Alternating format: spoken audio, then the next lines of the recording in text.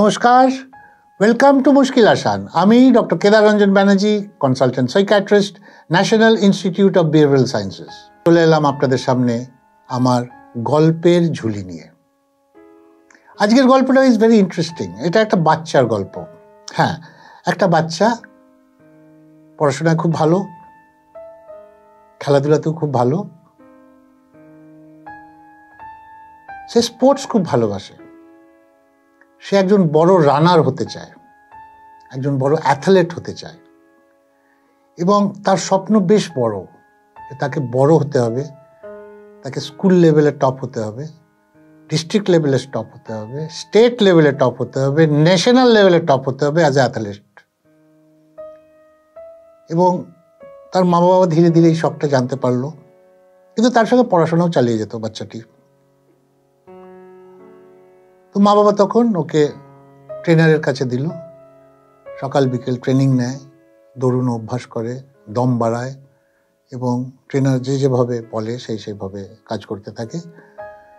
এবং ট্রেনার ওকে ভালোবাসতে শুরু করলো, এবং ট্রেনারও জান প্রাণ দিয়ে ওকে শেখাতে লাগলো।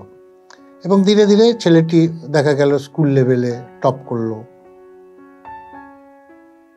সময় যায়, বিভিন্ন অ্যাথলেট মিটে ও ফার্স্ট প্রাইজ জিতে আনতে শুরু করে।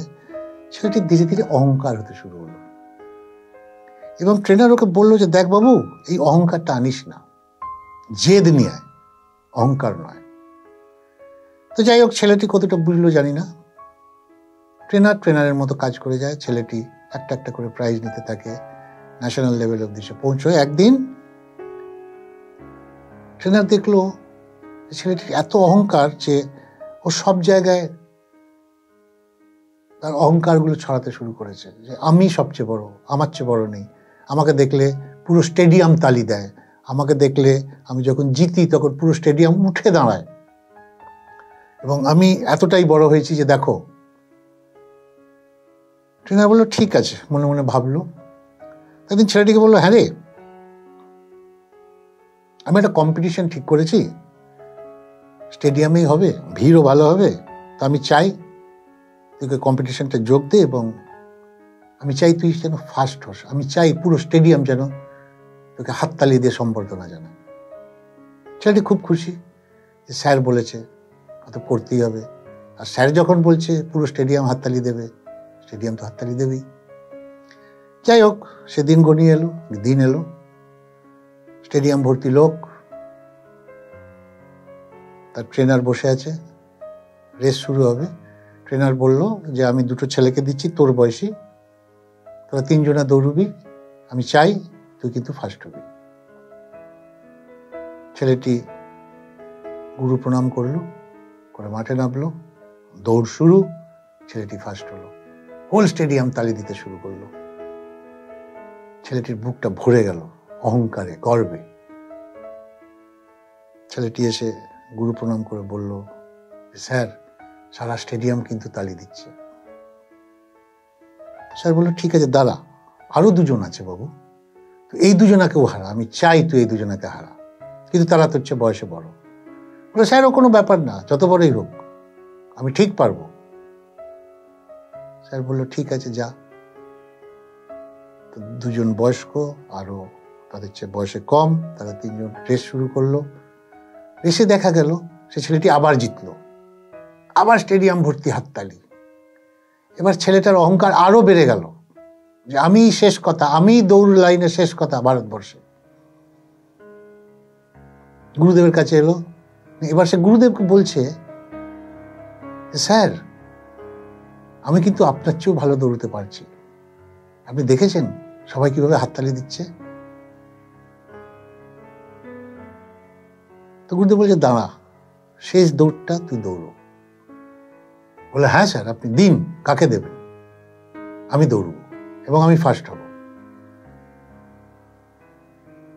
তো স্যার বললো ঠিক আছে, তুই মাঠে যা। মাঠে গিয়ে দেখে আরো দুজন দাঁড়িয়ে আছে।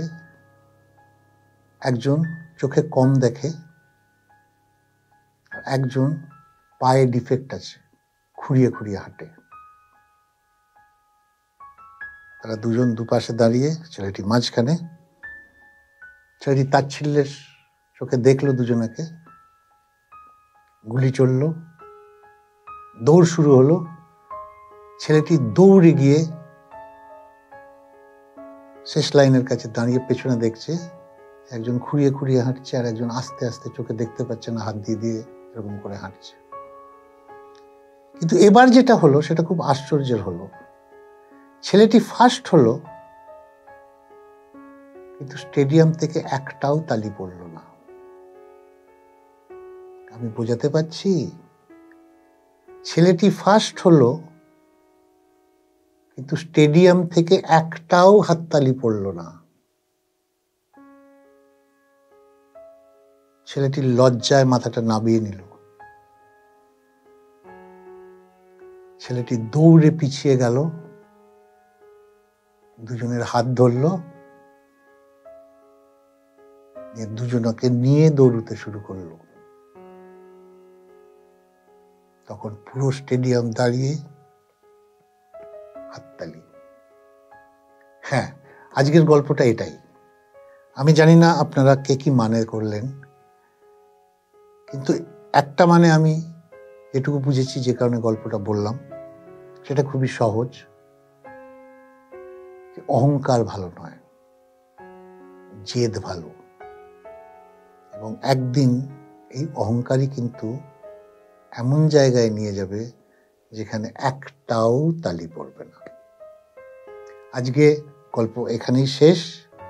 যাদের ভালো লাগলো তারা লাইক দেবেন, যারা নতুন তারা সাবস্ক্রাইব করবেন, আর যারা উচিত মনে করেন তারা প্লিজ শেয়ার করতে ভুলবেন না।